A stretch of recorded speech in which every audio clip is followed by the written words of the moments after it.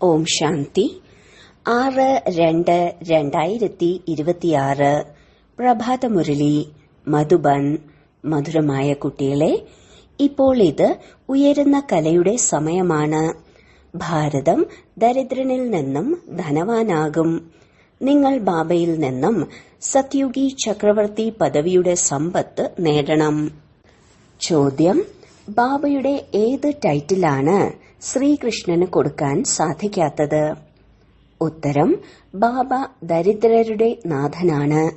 ശ്രീകൃഷ്ണനെ ഇങ്ങനെ പറയില്ല. ശ്രീകൃഷ്ണൻ വളരെ ധനവാനാണ്.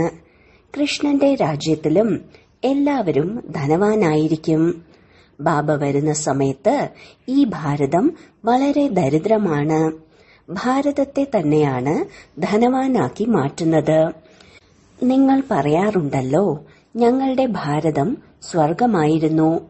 എന്നാൽ ഇപ്പോഴല്ല, ഇനി വീണ്ടും ധനവാനാകും. ദരിദ്രരുടെ നാഥനായ ബാബയാണ് ഭാരതത്തെ സ്വർഗമാക്കി മാറ്റുന്നത്. ഗീതം അവസാനം ആ ദിനം ഇന്ന് വന്നു. ഓം ശാന്തി. മധുരമധുരമായ ആത്മീയ കുട്ടികൾ, ഗീതം കേട്ടില്ലേ? ആത്മാവ് ഗുപ്തമാണ്, ശരീരം പ്രത്യക്ഷവുമാണ്. ആത്മാവിനെ ഈ കണ്ണുകളിലൂടെ കാണാൻ സാധിക്കില്ല, ഗുപ്തമാണ്. ഇതിന്റെ ഉള്ളിൽ ഉണ്ടെന്നുള്ളത് തീർച്ചയാണ്. പക്ഷെ ഈ ശരീരം കൊണ്ട് മറഞ്ഞിരിക്കുന്നതുകൊണ്ടാണ് ആത്മാവിനെ ഗുപ്തമാണെന്ന് പറയുന്നത്. ആത്മാവ് സ്വയം പറയുകയാണ്, ഞാൻ നിരാകാരമാണ്. ഇവിടെ സാകാരത്തിലേക്ക് വന്ന് ഗുപ്തമായി മാറിയിരിക്കുകയാണ്.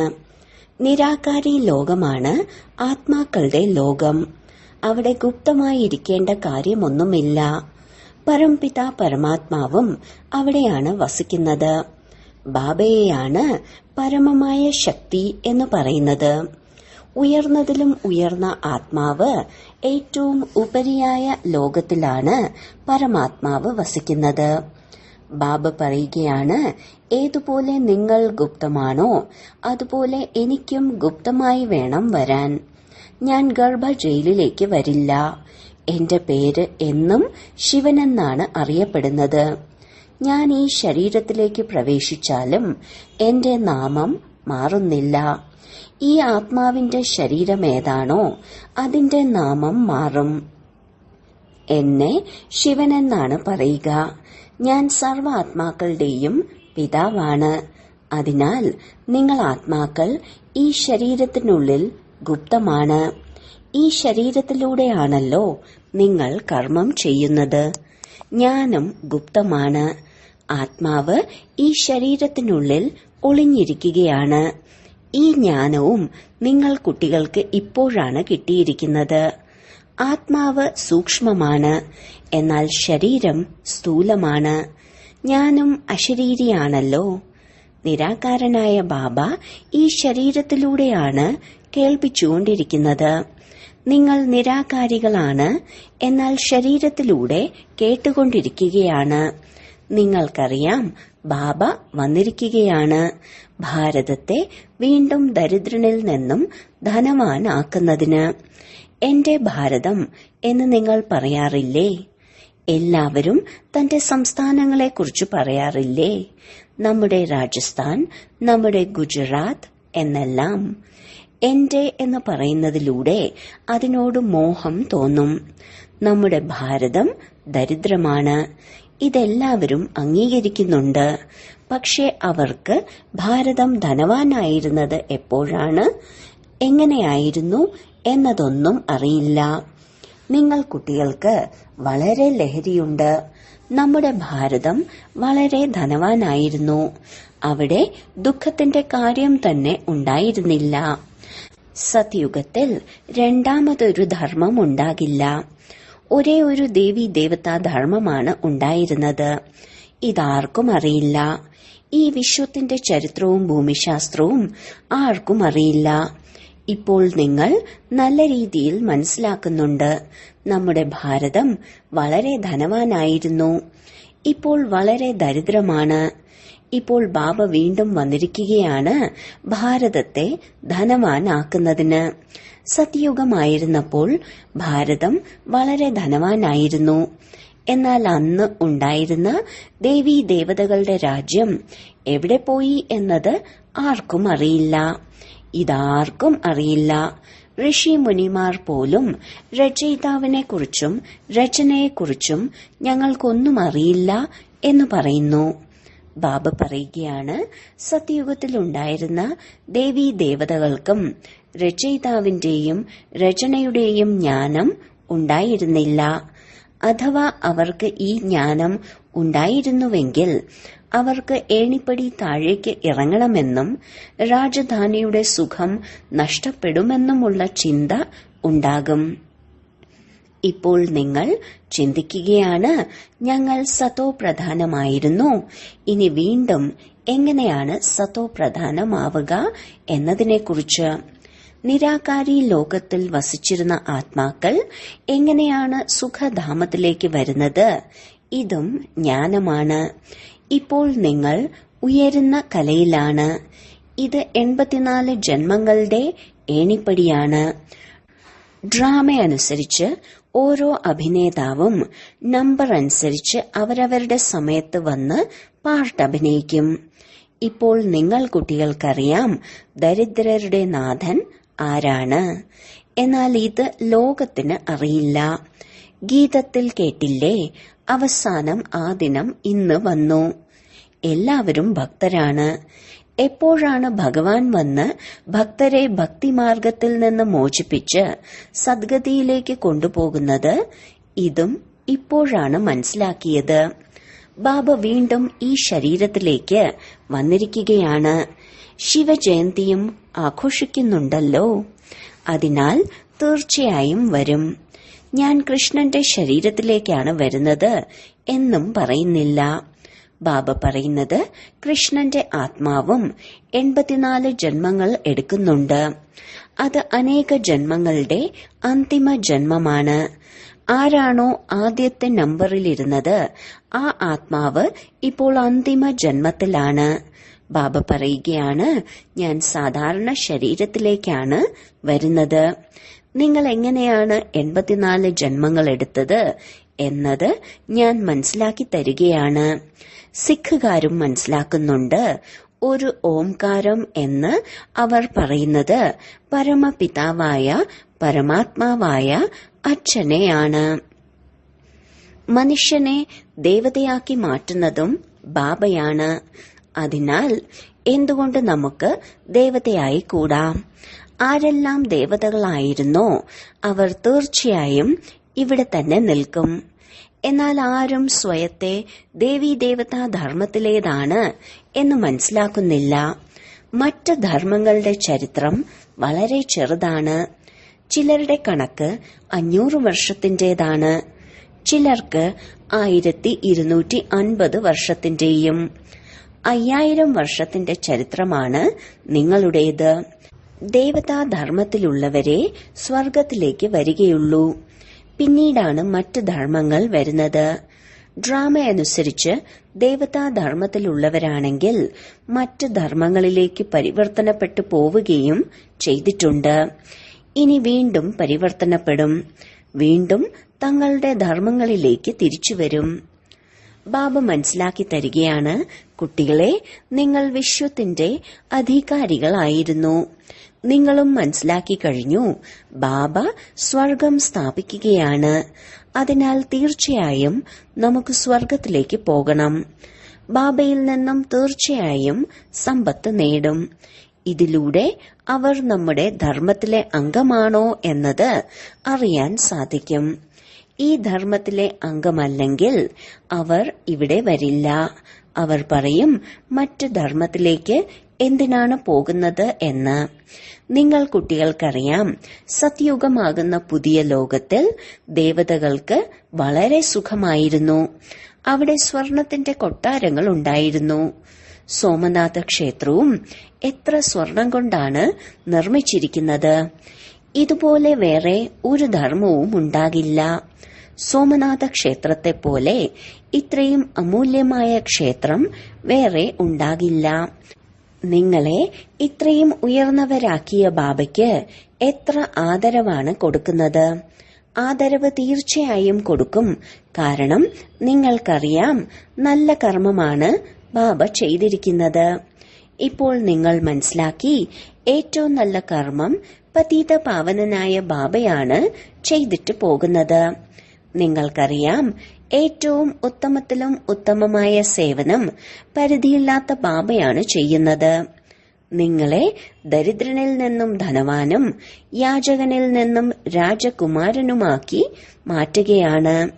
ആരാണോ ഭാരതത്തെ സ്വർഗമാക്കുന്നത് അവർക്കാരും ഇപ്പോൾ ആദരവും കൊടുക്കുന്നില്ല.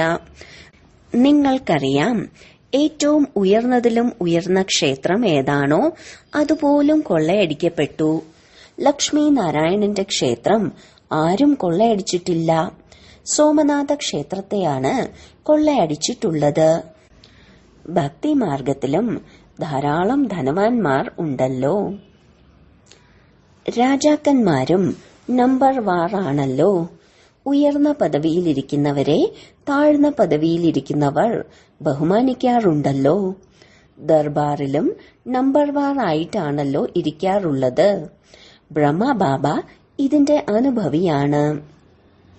ഇവിടെയുള്ളത് പതിതരായ രാജാക്കന്മാരുടെ ദർബാറാണ്. ഇവിടെ പാവനമായ രാജാക്കന്മാരുടെ ദർബാർ എങ്ങനെയാണ് ഉണ്ടാവുക? ആരുടെ അടുത്താണോ ധാരാളം ധനമുള്ളത് അവരുടെ വീടുകൾ വളരെ നല്ലതായിരിക്കുമല്ലോ. നിങ്ങൾക്കറിയാം, ബാബ ഇപ്പോൾ പഠിപ്പിച്ചുകൊണ്ടിരിക്കുകയാണ്, സ്വർഗം സ്ഥാപിച്ചുകൊണ്ടിരിക്കുകയാണ്. നമ്മൾ സ്വർഗത്തിലെ മഹാരാജാക്കന്മാരും മഹാറാണിമാരുമാകും. പിന്നീട് നാം താഴേക്ക് പതിച്ച് ഭക്തരാകും. പിന്നെ ആദ്യം ശിവബാബയുടെ ഭക്തരാകും. ആരാണോ നിങ്ങളെ സ്വർഗത്തിന്റെ അധികാരിയാക്കിയത് ആ അച്ഛന്റെ പൂജ തന്നെ ചെയ്യും. ബാബ നമ്മളെ വളരെ ധനവാനാക്കി മാറ്റുകയാണ്. ഇപ്പോൾ ഭാരതം എത്ര ദരിദ്രമാണ്. 500 രൂപയ്ക്ക് കിട്ടിയിരുന്ന ഭൂമിയുടെ വില ഇന്ന് 5000-ത്തേക്കാൾ കൂടുതലായിരിക്കുന്നു. ഇതെല്ലാം കൃത്രിമമായ മൂല്യമാണ്. സ്വർഗത്തിൽ ഭൂമിക്ക് വിലയൊന്നും ഉണ്ടാകില്ല. ആർക്കെത്ര വേണോ അത് പ്രാപ്തമാക്കാവുന്നതാണ്. ധാരാളം ഭൂമിയുണ്ടാകും. മധുരമായ നദീതീരങ്ങളിലായിരിക്കും നിങ്ങളുടെ കൊട്ടാരങ്ങൾ ഉണ്ടായിരിക്കുക. മനുഷ്യരും വളരെ കുറവായിരിക്കും. പ്രകൃതി അവരുടെ ദാസി ആയിരിക്കും. വളരെ നല്ല ഫലങ്ങളും പുഷ്പങ്ങളും ലഭിക്കുന്നതാണ്. ഇപ്പോഴാണെങ്കിൽ എത്ര പ്രയത്നിച്ചാലും ഭക്ഷണം പോലും മനുഷ്യർക്ക് ലഭിക്കുന്നില്ല. ധാരാളം മനുഷ്യർ വിശപ്പ് കൊണ്ടും ദാഹം കൊണ്ടും മരിക്കുന്നുണ്ട്. അതിനാൽ ഗീതം കേൾക്കുമ്പോൾ നിങ്ങൾക്ക് രോമാഞ്ചം ഉണ്ടാകണം. ബാബയെയാണ് ദരിദ്രരുടെ നാഥൻ എന്ന് പറയുന്നത്. ദരിദ്രരുടെ നാഥൻ എന്നതിന്റെ അർത്ഥം മനസ്സിലായില്ലേ? ആരെയാണ് ധനവാനാക്കി മാറ്റുന്നത്? തീർച്ചയായും എവിടേക്കാണോ വരുന്നത് അവിടെ ഉള്ളവരെയാണ് ധനവാനാക്കുന്നത്. നിങ്ങൾ കുട്ടികൾക്കറിയാം, പാവനമായിരുന്ന നമ്മൾക്ക് പതിതമാകുന്നതിൽ 5000 വർഷങ്ങൾ എടുത്തു. ഇപ്പോൾ വീണ്ടും പെട്ടെന്ന് ബാബ നിങ്ങളെ പതിതത്തിൽ നിന്നും പാവനമാക്കി മാറ്റുകയാണ്. ഉയർന്നതിലും ഉയർന്നവരാക്കി മാറ്റും. 1 സെക്കൻഡിൽ ജീവൻ മുക്തിയും പ്രാപ്തമാകും. പറയുന്നുണ്ട്, ബാബ ഞങ്ങൾ അങ്ങയുടേതാണ് എന്ന്. ബാബ പറയുകയാണ്, കുട്ടികളെ, നിങ്ങളാണ് വിശ്വത്തിന്റെ അധികാരികളായിരുന്നവർ. കുട്ടികൾ ജനിച്ചാൽ അവകാശികളാകുന്നുണ്ടല്ലോ. എത്ര സന്തോഷമാണ് ഉണ്ടാകുന്നത്. പെൺകുട്ടിയെ കാണുമ്പോൾ മുഖം വാടാറുണ്ട്. ഇവിടെ കുട്ടികൾ ആത്മാക്കളാണ്. ഇപ്പോൾ മനസ്സിലാക്കി കഴിഞ്ഞു, നമ്മൾ 5000 വർഷങ്ങൾക്ക് മുൻപ് സ്വർഗത്തിന്റെ അധികാരികളായിരുന്നു. ബാബയാണ് നമ്മളെ അതാക്കി മാറ്റിയിരുന്നത്. ശിവജയന്തിയും ആഘോഷിക്കുന്നുണ്ട്. പക്ഷെ എന്നാണ് ബാബ വന്നത് എന്നത് അവർക്ക് അറിയില്ല. ലക്ഷ്മി നാരായണന്റെ രാജ്യമുണ്ടായിരുന്നു. ഇത് ആർക്കും അറിയില്ല. ജയന്തിയും ആഘോഷിക്കുന്നുണ്ട്. ശിവലിംഗമുള്ള വലിയ വലിയ ക്ഷേത്രങ്ങളും നിർമ്മിക്കുന്നുണ്ട്. പക്ഷെ ശിവബാബ എന്നാണ് വന്നത്, എങ്ങനെയാണ് വന്നത്, വന്നിട്ട് എന്താണ് ചെയ്തത്, ഇതൊന്നും അറിയില്ല. ശിവബാബയുടെയും ലക്ഷ്മി നാരായണന്റെയും തീയതിയും വർഷവും ഒന്നുമില്ല. 5000 വർഷത്തിന്റെ കാര്യങ്ങളാണ് ലക്ഷക്കണക്കിന് വർഷമെന്ന് എഴുതിയിരിക്കുന്നത്.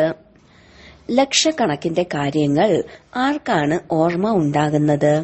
ഭാരതത്തിൽ ദേവീ ദേവതാ ധർമ്മം എപ്പോഴാണ് ഉണ്ടായിരുന്നത്? ഇതും ആരും മനസ്സിലാക്കുന്നില്ല. ലക്ഷക്കണക്കിന് വർഷങ്ങളുടെ കണക്കാണെങ്കിൽ ഭാരതത്തിന്റെ ജനസംഖ്യയും കൂടുതലായിരിക്കണമല്ലോ. ഭാരതഭൂമിയും വലുതായിരിക്കണം. ലക്ഷക്കണക്കിന് വർഷങ്ങളാണെങ്കിൽ എത്ര മനുഷ്യർ ജനിച്ചിട്ടുണ്ടാകും? അസംഖ്യം ജനസംഖ്യ ഉണ്ടാകും. ഇത്രയൊന്നുമില്ല. മാത്രമല്ല ഇനിയും കുറവാണ് താനും. ഈ കാര്യങ്ങളെല്ലാം ബാബ ഇരുന്ന് മനസ്സിലാക്കി തരികയാണ്. മനുഷ്യർ ഇവിടെയുള്ള കാര്യങ്ങൾ കേട്ടാൽ ഇതൊന്നും മുൻപ് കേട്ടിട്ടില്ലാത്തതാണ് എന്ന് പറയും. ഇത് ശാസ്ത്രങ്ങളിലൊന്നും വായിച്ചിട്ടില്ല എന്ന് പറയും. ഇതെല്ലാം അത്ഭുതകരമായ കാര്യങ്ങളാണ്. ഇപ്പോൾ നിങ്ങൾ കുട്ടികളുടെ ബുദ്ധിയിൽ മുഴുവൻ ചക്രത്തിന്റെയും ജ്ഞാനമുണ്ട്. ഇത് വളരെ ജന്മങ്ങളുടെ അന്തിമത്തിലെയും അന്തിമമാണ്. ഇപ്പോൾ പതീത ആത്മാവാണ്. ഏതെല്ലാം ആത്മാക്കൾ സതോ പ്രധാനമായിരുന്നോ ഇപ്പോൾ തമോ പ്രധാനമായിരിക്കുകയാണ്. എന്നാൽ വീണ്ടും നിങ്ങൾക്ക് സതോ പ്രധാനമാകണം. നിങ്ങൾ ആത്മാക്കൾക്ക് ഇപ്പോൾ ശിക്ഷണമാണ് ലഭിച്ചുകൊണ്ടിരിക്കുന്നത്. ചെവിയിലൂടെ ആത്മാവ് കേൾക്കുമ്പോൾ ശരീരം ആടാറുണ്ട്. എന്തുകൊണ്ടെന്നാൽ കേൾക്കുന്നത് ആത്മാവാണല്ലോ. തീർച്ചയായും നമ്മൾ ആത്മാക്കൾ 84 ജന്മങ്ങൾ എടുക്കുന്നവരാണ്. 84 ജന്മങ്ങളിലും 84 മാതാപിതാക്കളെയും തീർച്ചയായും കിട്ടും. ഇതും കണക്കാണല്ലോ. ബുദ്ധിയിൽ വരുന്നുണ്ടാകും നമ്മൾ 84 ജന്മങ്ങളാണ് എടുക്കുന്നത്. പിന്നെ കുറച്ചു ജന്മമുള്ളവരും ഉണ്ടാകും. എല്ലാവർക്കും 84 ജന്മങ്ങളൊന്നുമില്ല. 84 ജന്മങ്ങൾ നിങ്ങൾക്ക് ഉണ്ട് എന്ന് പറയുന്നുണ്ട്. എന്റെ ജന്മത്തെക്കുറിച്ച് അളവില്ലാത്ത കണക്കാണ് പറയുന്നത്. കണങ്ങളിൽ കല്ലിലും തൂണിലുമെല്ലാം ഉണ്ടെന്ന് പറയുന്നു. എവിടെ നോക്കിയാലും ഈശ്വരൻ തന്നെയാണ് എന്നാണ് പറയുന്നത്. കൃഷ്ണൻ തന്നെ കൃഷ്ണനാണ് എല്ലായിടത്തും എന്നാണ് പറയുന്നത്. മധുരയിലും വൃന്ദാവനത്തിലുമെല്ലാം ഇതാണ് പറയുന്നത്. കൃഷ്ണൻ സർവവ്യാപിയാണ് എന്നാണ് പറയുന്നത്. രാധയെ പൂജിക്കുന്നവർ പറയും എല്ലായിടത്തും രാധ തന്നെ രാധയാണ് എന്ന്. നീയും ഞാനും രാധയാണ് എന്നെല്ലാം പറയുന്നുണ്ട്. ഒരു ബാബ തന്നെയാണ് ദരിദ്രരുടെ നാഥൻ. ഏറ്റവും സമ്പന്നമായിരുന്ന ഭാരതം ഇപ്പോൾ വളരെ ദരിദ്രമാണ്. അതുകൊണ്ടാണ് എനിക്ക് ഭാരതത്തിലേക്ക് തന്നെ വരേണ്ടി വരുന്നത്. ഇതും ഉണ്ടായതും ഉണ്ടാക്കപ്പെട്ടതുമായ ഡ്രാമയാണ്. ഇതിലൊരൽപ്പം പോലും മാറ്റം വരുത്താൻ സാധിക്കില്ല. ഡ്രാമ എങ്ങനെയാണോ ഉണ്ടാക്കപ്പെട്ടിരിക്കുന്നത് ഇത് വീണ്ടും ആവർത്തിക്കും. ഇതിൽ കുറച്ചുപോലും മാറ്റം ഉണ്ടാകില്ല. ഡ്രാമ എന്താണ് എന്നും മനസ്സിലാക്കണം.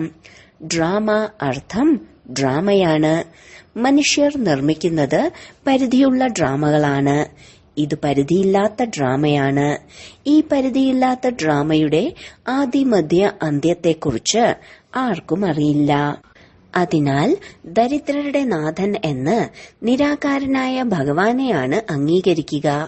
ശ്രീകൃഷ്ണൻ സമ്പന്ന സത്യയുഗത്തിന്റെ രാജകുമാരനായിരിക്കും. ഭഗവാന് തന്റേതായ ശരീരമില്ല. ആ ബാബ വന്നിട്ടാണ് നിങ്ങളെ ധനവാനാക്കി മാറ്റുന്നത്, നിങ്ങളെ രാജയോഗം പഠിപ്പിച്ചുകൊണ്ടിരിക്കുന്നത്. പഠിപ്പെല്ലാം പൂർത്തിയാക്കി വക്കീലായി മനുഷ്യർ സമ്പാദ്യം ഉണ്ടാക്കുന്നില്ലേ? ഇപ്പോൾ നിങ്ങളെ ബാബ പഠിപ്പിച്ചുകൊണ്ടിരിക്കുകയാണ്. നിങ്ങൾ ഭാവിയിൽ നരനിൽ നിന്നും നാരായണനാകും. നിങ്ങൾക്ക് ജന്മമുണ്ടാകുമല്ലോ. സ്വർഗം സമുദ്രത്തിൽ നിന്നും വരില്ല. എപ്പോഴാണോ കൃഷ്ണൻ ജനിക്കുന്നത് അപ്പോഴും കുറച്ചു പതീതമായവർ ഉണ്ടാകും. എപ്പോഴാണോ അവരും തീർത്തും ഇല്ലാതാകുന്നത്, അപ്പോഴായിരിക്കും കൃഷ്ണൻ സിംഹാസനത്തിലിരിക്കുക, തന്റെ രാജ്യം നേടും.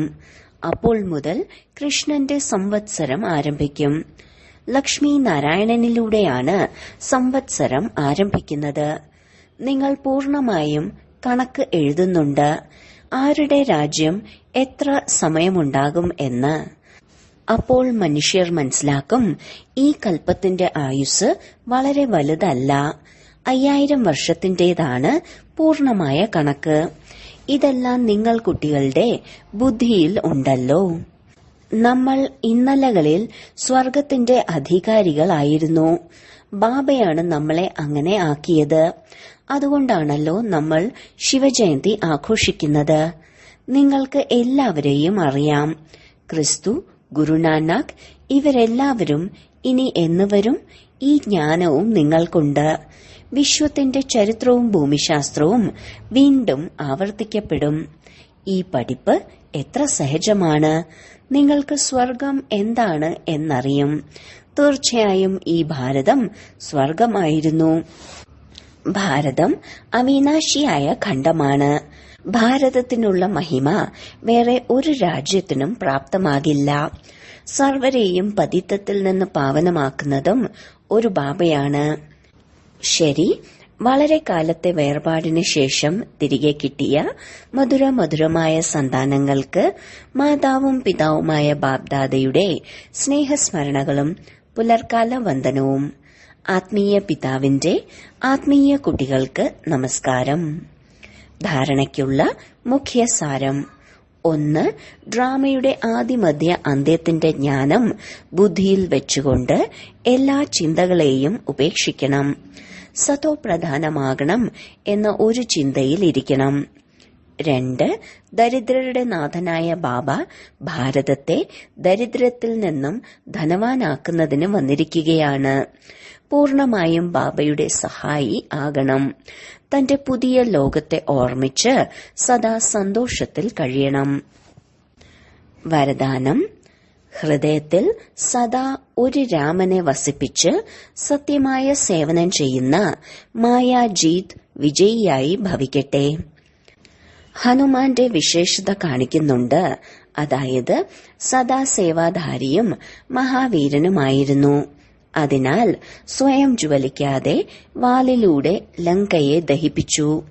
അതുപോലെ ഇവിടെയും ആര് സദാ സേവാധാരിയാണോ അവർക്കേ മായയുടെ അധികാരം നശിപ്പിക്കാൻ സാധിക്കൂ.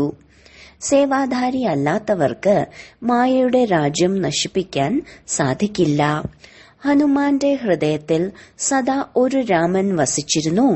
അതേപോലെ ബാബയല്ലാതെ മറ്റാരും ഹൃദയത്തിൽ ഉണ്ടാകരുത്. തന്റെ ദേഹത്തിന്റെ ഓർമ്മ പോലും ഉണ്ടായിരിക്കരുത്. അപ്പോൾ മായാജീത്ത് വിജയിയായി മാറും. സ്ലോഗൻ: ആത്മാവും ശരീരവും ഒരുമിച്ചാണ് എന്നതുപോലെ താങ്കൾ ബാബയോടൊപ്പം ഒരുമിച്ചിരിക്കൂ. അവ്യക്ത സൂചന: ഐക്യവും വിശ്വാസത്തിന്റെയും വിശേഷതയിലൂടെ സഫലതാ സമ്പന്നരാകൂ. സംഘടനയിൽ ഓരോരുത്തരുടെയും വിശേഷത നോക്കുക. വിശേഷത മാത്രം ഗ്രഹിക്കുക. ബലഹീനതകളെ കളയാനുള്ള പ്രയത്നം നടത്തുക. ഇതുതന്നെയാണ് ഐക്യമുള്ള സംഘടനയെ ശക്തിശാലിയാക്കാനുള്ള വിധി. താങ്കൾ എല്ലാവരുടെയും എഴുന്നേൽക്കലും സംസാരിക്കലും നടത്തുന്നതും ഒരുപോലെ, എല്ലാവരുടെയും ഒരുപോലെയുള്ള കാര്യങ്ങൾ, ഒരുപോലെയുള്ള ഗതി, ഒരേ രീതി, ഒരേപോലെയുള്ള നീതിയാണ് എന്നതുപോലെ സംസ്കാരവും സമാനമായി കാണപ്പെടണം. ഭിന്നതയുണ്ടായിട്ടും പരസ്പരം വിശ്വാസം വെച്ച് എല്ലാവരുടെയും വിചാരങ്ങൾക്ക് ബഹുമാനം കൊടുക്കൂ. ഇതുതന്നെയാണ് ഐക്യത്തിന്റെ ആധാരം. ഓം ശാന്തി.